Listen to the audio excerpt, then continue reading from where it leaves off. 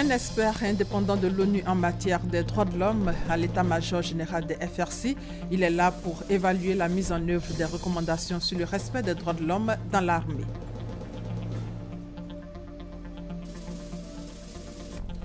Les PME, les petites et moyennes entreprises formées sur la responsabilité sociétale des entreprises.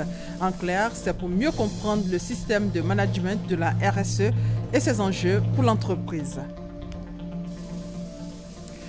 Nous allons parler également dans ce 13h de la crise au Burundi. L'ONU prépare un projet de résolution pour sanctionner les auteurs des violences qui auraient fait plus de 400 morts depuis 6 mois. Bonjour. On se rend directement à l'état-major général des FRC, les forces républicaines de Côte d'Ivoire, où un expert indépendant de l'ONU en matière des droits de l'homme a été reçu par le chef d'état-major général adjoint des FRC, chargé des opérations. La rencontre a porté sur l'évaluation de la mise en œuvre des recommandations sur le respect des droits de l'homme dans l'armée. On fait le point avec Abou Sanogo. Dès l'entame de cette séance de travail, l'expert indépendant Mohamed Ayat a fait remarquer les progrès importants réalisés par les forces républicaines de Côte d'Ivoire au cours de ces derniers mois et le leadership du général de corps d'armée Soumaïla Bakayoko, chef d'état-major général des forces républicaines de Côte d'Ivoire, dans l'application des recommandations sur le respect des droits de l'homme. De façon générale, il a également fait remarquer que des défis demeurent et que l'ONU reste attachée au respect des droits de l'homme en Côte d'Ivoire. Ayat a également exhorté les forces républicaines de Côte d'Ivoire à ne ménager aucun effort dans la valorisation des droits de l'homme et dans la pérennisation des acquis. Le chef d'état-major général adjoint des forces républicaines de Côte d'Ivoire chargé des opérations, le général Sékou Touré, a tenu à rassurer son hôte de l'engagement de l'armée ivoirienne à respecter les droits de l'homme. Depuis le dernier rapport des experts indépendants sur la question des droits de l'homme, les forces républicaines de Côte d'Ivoire ont entamé plusieurs séries de formations, de campagnes de sensibilisation et d'ateliers d'intégration sur les droits de l'homme au profit des militaires, gendarmes et policiers. Dans l'actualité également, le concours d'entrée à l'École nationale d'administration, en abrégé ENA, est lancé. Les inscriptions en ligne se feront sur le site officiel de l'ENA, www.ena.ci, à compter du 9 novembre 2015 au 29 janvier 2016. Les frais d'inscription, 35 000 francs CFA pour les concours directs et 40 000 francs pour les concours professionnels. 300 places sont disponibles. Serge Kolia. Le concours d'entrée à l'ENA, l'École nationale d'administration, session 2015, est ouvert. Les diplômés sont invités à faire acte de candidature sur le site internet de l'ENA du 9 novembre 2015 au 29 janvier 2016. Les frais d'inscription s'élèvent à 35 000 francs CFA pour le concours direct et à 40 000 francs CFA pour le concours professionnel. La directrice générale de l'ENA a indiqué que ce concours suspendu en 2011 sur décision du gouvernement en vue d'une meilleure connaissance et d'un meilleur contrôle des effectifs des fonctionnaires et agents de l'État a été relancé en juillet 2014 avec des réformes majeures. Il y a tout un process avec beaucoup de procédures pour que ceux qui vont être déclarés admis à l'issue du concours soient ceux-là même qui méritent de rentrer à l'École nationale d'administration.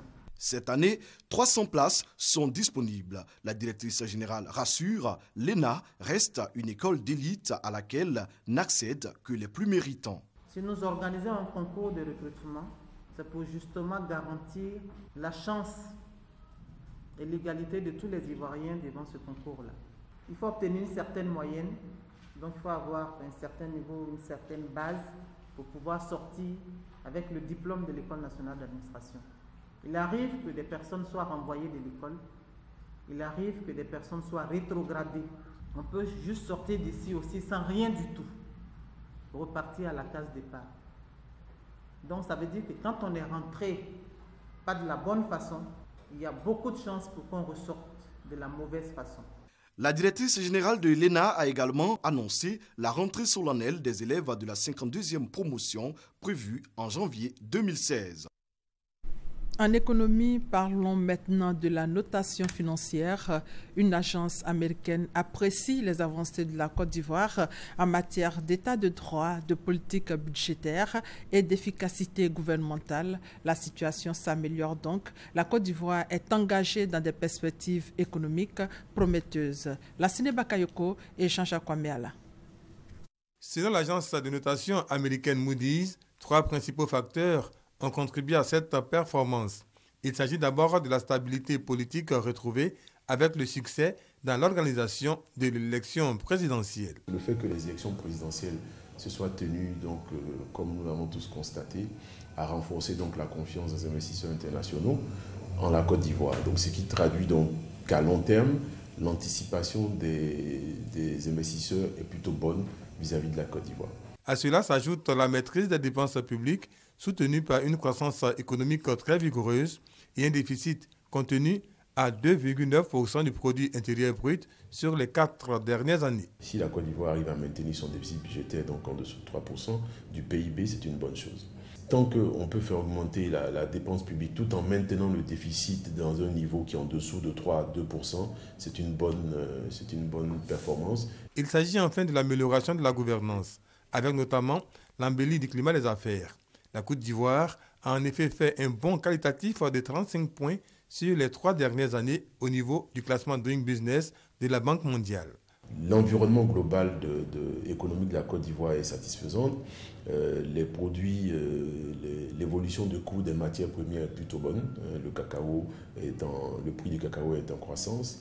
Le coût du pétrole est en baisse. Donc, toute chose qui réduit donc les charges donc, de l'État et qui améliore donc l'évolution économique.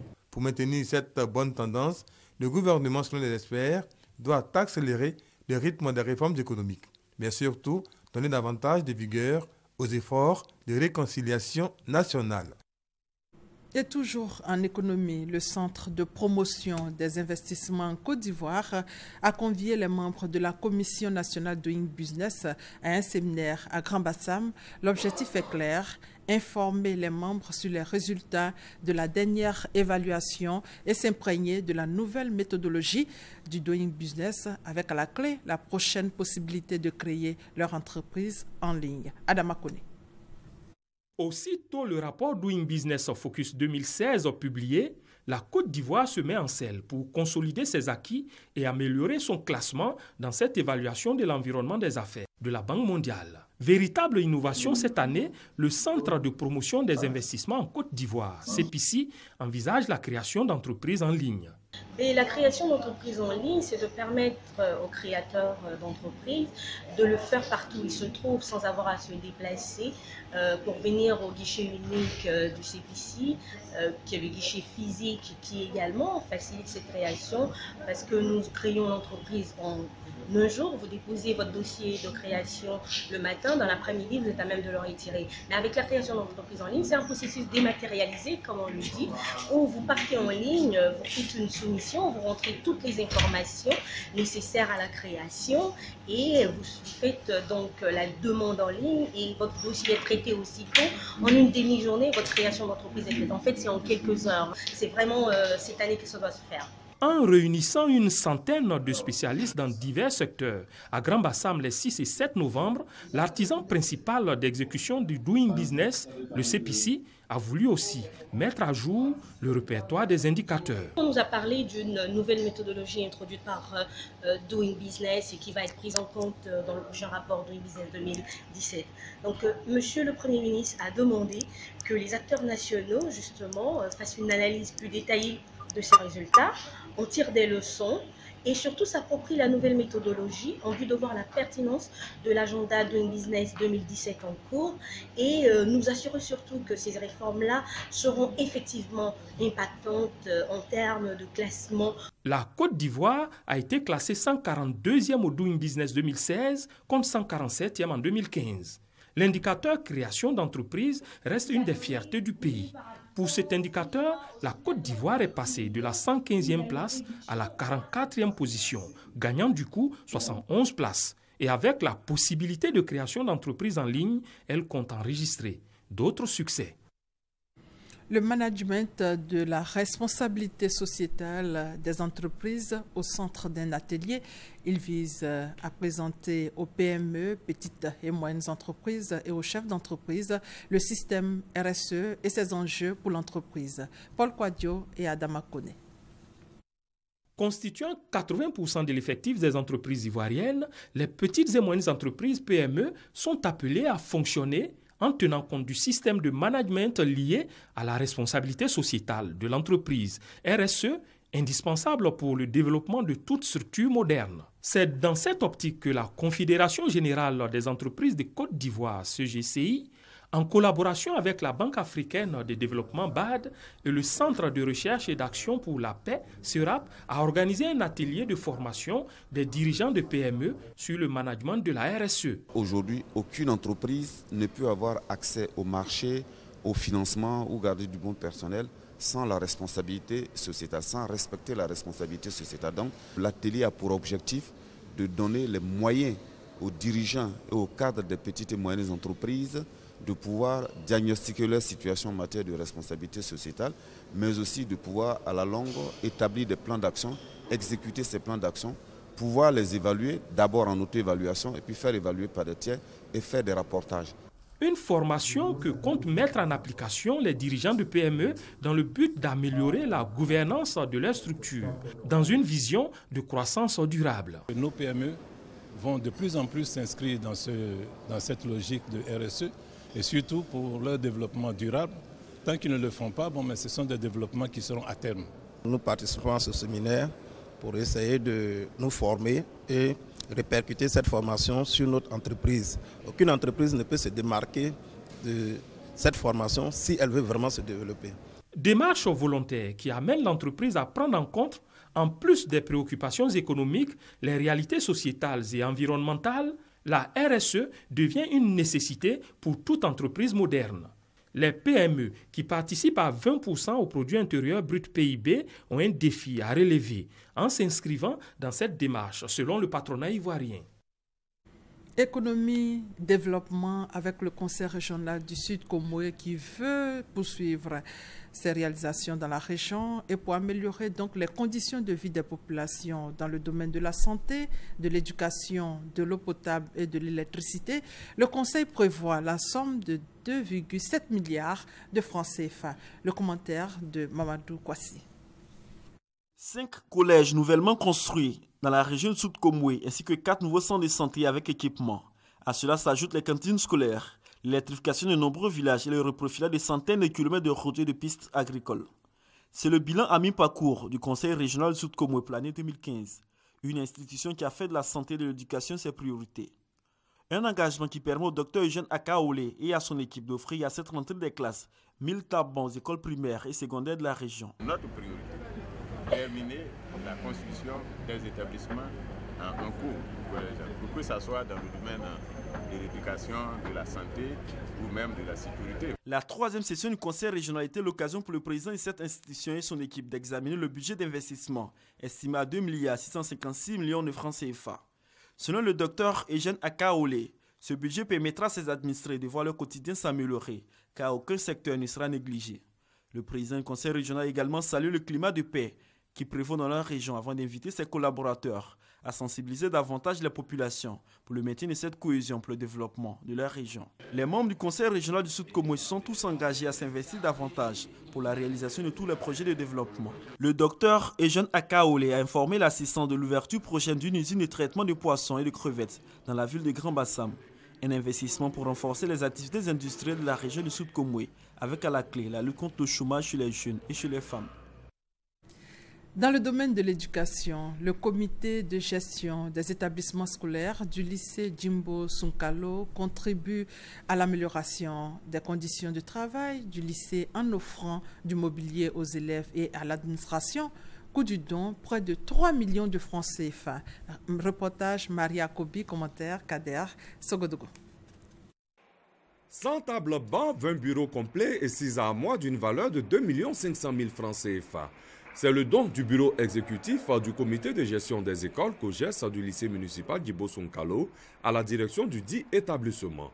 La remise de mobilier a eu lieu en présence de Traoré Thiegoué, directeur régional de l'éducation nationale et de l'enseignement technique à Boaké 2, qui invite les COJES de tout le territoire national à emboîter le pas à celui du lycée municipal Djibo Sounkalo.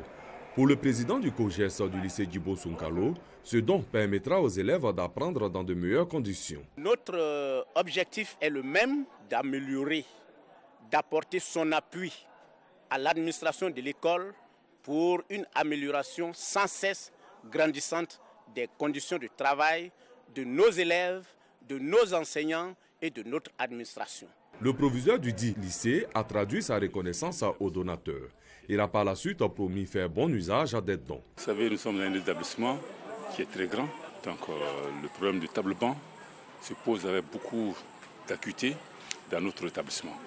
Et quand on voit un COJES qui vient nous offrir de temps en temps ce matériel, vraiment ça nous soulage. Le COJES du lycée municipal Djibo Sounkalo, depuis 3 années, a entamé cette série de dons et d'autres actions qui visent à mettre les élèves et les enseignants dans de meilleures conditions de travail en vue de relever le taux de réussite scolaire.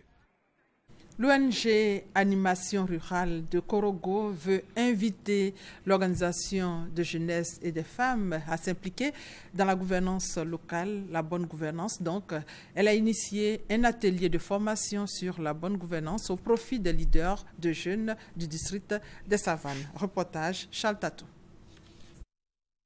Les bonnes pratiques de gouvernance locale piétinent encore dans certaines régions du pays, malgré la mise en place des collectivités locales. On attribue cette situation au malaise politique sur les questions de la démocratie dû au déficit de culture démocratique. Les conséquences sont nombreuses. Ils ne sont pas informés, ils ne savent pas qu'il y a des projets qui sont faits pour eux au niveau des budgets de ces conseils ou de ces régions-là. Donc ils sont comme des perdants à un moment donné. Pour corriger cette lacune, l'ONG ARCA, Animation Rurale de Korogo, vient d'initier un projet. Il s'agit du projet d'appui à l'amélioration de la participation des organisations de jeunesse et de femmes, à la démocratie et à la bonne gouvernance. Les travaux du présent atelier répondent donc aux actions d'exécution du dit projet qui bénéficie de l'appui du PNUD. Ils ne pensent même pas à la formation qu'on leur donne qui c'est important, mais plutôt c'est l'argent que les gens voient. Généralement, les projets jusqu'à présent ont été mal montés. Ils n'ont pas tenu compte, 1, de la vie des gens, 2, du niveau d'appropriation et 3, de la pérennisation. Ça ne va pas. C'est cette manière qu'il faut changer. C'est un cas de conscience. Nous les appelons, nous les invitons, nous les exhortons à venir, à s'approprier tous les projets. L'objectif de cette séance de formation est d'outiller les participants et de leur permettre de bien comprendre les valeurs de la démocratie et de la bonne gouvernance. Les travaux ont été par ailleurs marqués par plusieurs recommandations pour la réussite de ce projet, dont la durée est de 2 ans. Concernant l'environnement, on s'intéresse donc à cette journée de sensibilisation pour la restauration du couvert forestier national. Cette journée est une réponse à l'appel lancé par le président Alassane Ouattara le 11 juin dernier au jardin botanique de Benjerville où il a planté un arbre pour une Côte d'Ivoire plus verte. Abel Kouao et Chantal Eouma à Kandan.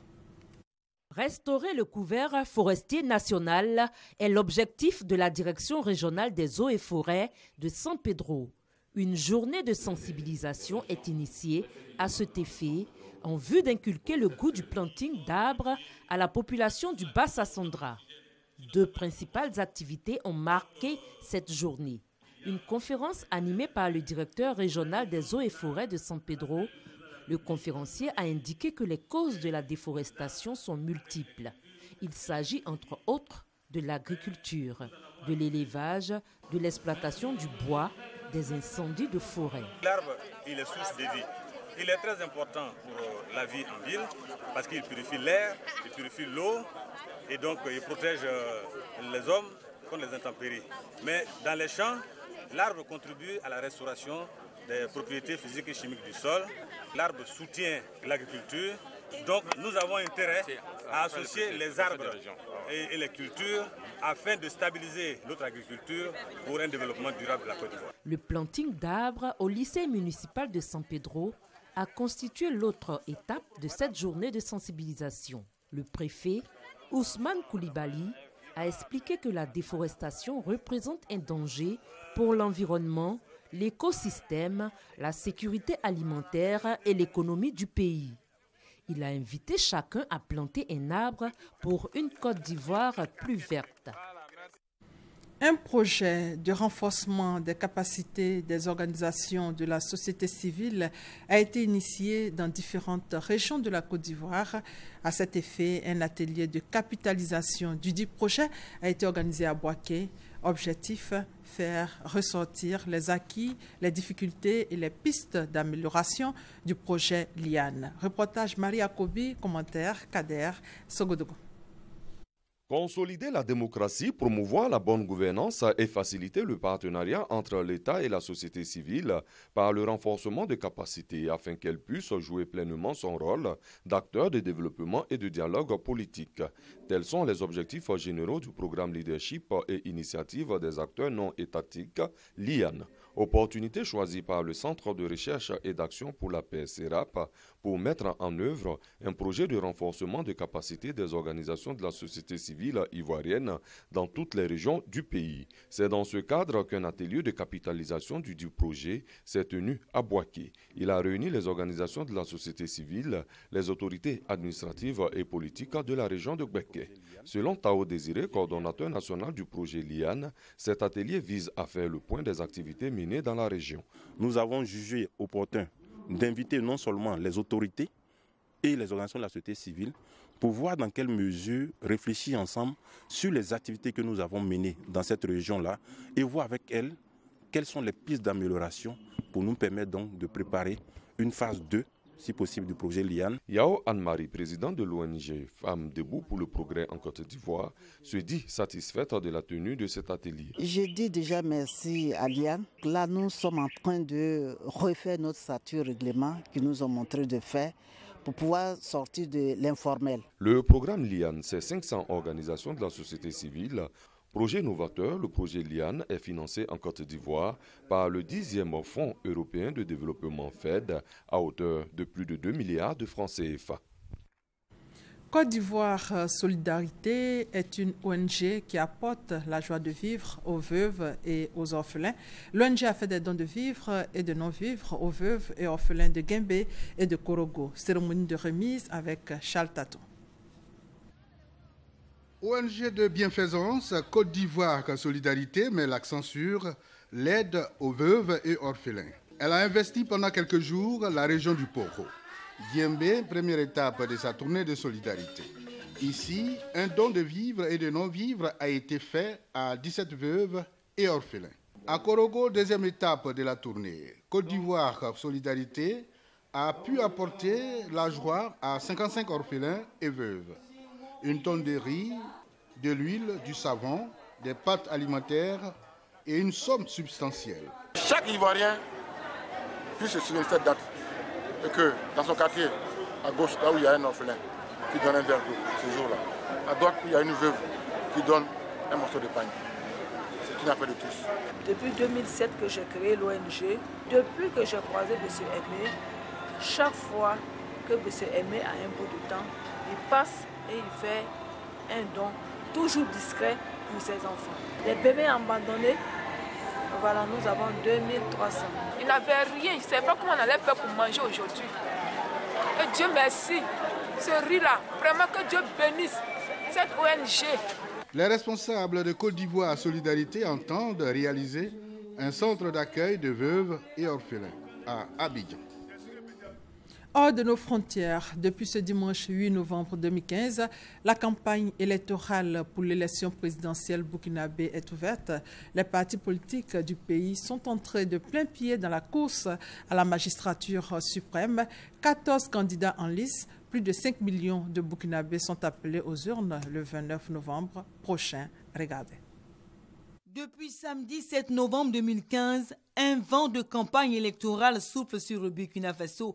La CENI, Commission électorale nationale indépendante, promet de donner les résultats provisoires des élections présidentielles et législatives le lundi 30 novembre.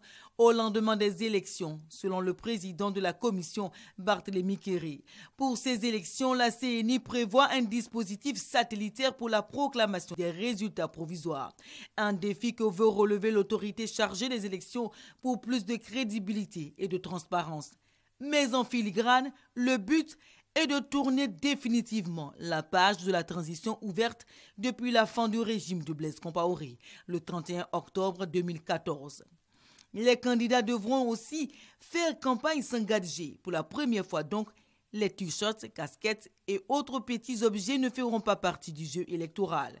Bien souvent, selon la CENI, ces gadgets sont l'objet de marchandage. Les électeurs choisissent le plus offrant par devoir de redevabilité. Après l'ouverture des campagnes pour ces élections couplées, Roch Marc Christian Kaboré, l'un des grands favoris de la présidentielle burkinabé, a lancé sa campagne dans le stade de Bobo Dioulasso, la deuxième ville du pays. Les 13 autres candidats ont aussi lancé leur campagne dans divers endroits du Burkina Faso. Au Burundi, le Conseil de sécurité de l'ONU discute depuis hier d'un texte qui proposerait de sanctionner les auteurs des violences au Burundi ou ceux qui empêchent tout dialogue entre le gouvernement et l'opposition. Il faut dire que la communauté internationale craint une reprise de la guerre dans le pays.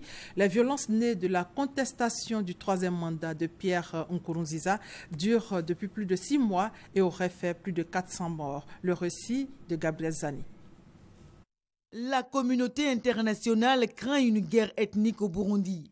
Les propos incendiaires aux accents ethniques se sont multipliés ces derniers jours. Depuis hier lundi, un projet de résolution sur la crise qui sévit dans le pays est en cours de préparation au Conseil de sécurité à l'ONU. Pendant ce temps, le secrétaire général adjoint de l'ONU appelle le gouvernement et l'opposition à cesser les violences. Le secrétaire général de l'ONU appelle toutes les parties au Burundi, dans le pays et à l'étranger, à mettre fin immédiatement à la propagation de l'incitation à la violence et nous demandons aux parties de renoncer à la violence et de commencer des discussions sur la houlette de la communauté d'Afrique de l'Est. Un appel que les protagonistes burundais n'entendent pas. Le dimanche 9 novembre, 2 personnes ont été tuées à Bujumbura, la capitale burundaise, après la mort de 9 autres, dont un employé de l'ONU, dans la nuit de samedi à dimanche. Des faits qui accroissent le sentiment d'inquiétude. En effet, le Burundi fait face à une situation politique et sécuritaire difficile, marquée par une montée de la violence et des violations graves des droits de l'homme. Initialement concentrées dans la capitale Bujumbura, l'insécurité et les violences armées se sont étendues depuis peu à certaines localités à l'intérieur du pays. Les auteurs des violences et ceux qui empêchent tout dialogue entre le gouvernement et l'opposition seront sanctionnés. Cela est contenu dans la résolution en préparation. Le conflit burundais dure depuis plus de 6 mois et a fait plus de 400 morts. À l'origine, la contestation du troisième mandat de Pierre Nkurunziza, le président burundais. En Birmanie, après les législatives, les observateurs internationaux sont unanimes sur le déroulement des élections. Selon eux, le scrutin s'est bien déroulé, ça s'est déroulé dans la transparence. Les observateurs ont appelé toutes les parties à accepter les résultats. Roger Appé et Sylvie Touré. Un scrutin encourageant. Les observateurs internationaux sont unanimes au lendemain des législatives en Birmanie. L'Union européenne et le Centre Carter notent une réelle volonté du pays de tourner la page des années de dictature militaire. À tous les niveaux de l'échelon national, à l'échelle locale du bureau de vote, nous avons rencontré des officiels coopératifs, un accès de facilité et de la transparence. L'aspect où il n'y a pas eu de transparence était le soi-disant vote anticipé, hors circonscription. Il y a des lacunes dans le cadre constitutionnel et la transition démocratique est incomplète. Mais il est impossible de nier que ce que nous avons vu le 8 novembre, ça montre l'engagement et le potentiel de ce pays à étendre ses principes démocratiques plus largement et nous l'espérons plus rapidement. Dans certaines démocraties matures, avec des électeurs blasés, on a du mal à atteindre les 30-40% de participation. Ici, quand on voit ce que ça représente et quel signe c'est du courage et de la détermination de ce peuple à obtenir le changement, c'est vraiment émouvant. Les premiers résultats donnent la Ligue nationale pour la démocratie LND largement vainqueur. Mais les populations devront encore attendre la fin de cette journée de mardi pour la proclamation des résultats. Le président a déjà annoncé qu'il va respecter les résultats de l'élection, donc je ne pense pas qu'il va reprendre le pouvoir. Je doutais de la publication des résultats jusqu'à maintenant, mais j'ai entendu dire que la LND a déjà gagné dans beaucoup d'endroits, donc je ne m'inquiète pas trop. Si les interrogations se sont multipliées face à la lenteur de la commission électorale à donner les résultats des votes, la Ligue nationale pour la démocratie LND affirme avoir remporté 70% des sièges, un chiffre impossible à confirmer pour l'heure selon des sources indépendantes. Commentaire signé Rocher Appé et Alexis Ouedraogo. Dans l'actualité sportive, une bonne nouvelle pour les éléphants. Yaya Touré annonce son retour. Le capitaine resté loin de la sélection pendant un moment revient prendre son brassard en 2016. La Fédération russe d'athlétisme est dans le viseur de l'Agence mondiale antidopage, AMA, qui l'accuse d'avoir dissimulé des cas de dopage. L'AMA a recommandé lundi d'exclure les athlètes russes de toute compétition. Aujourd'hui, le ministère russe des Sports a déclaré être ouvert à une coopération plus étroite avec l'Agence mondiale antidopage dans le but de supprimer des éventuelles irrégularités commises par l'autorité russe de lutte contre le dopage. Et c'est la fin de ce 13 supervisé par Adama Kone. Merci de votre fidélité.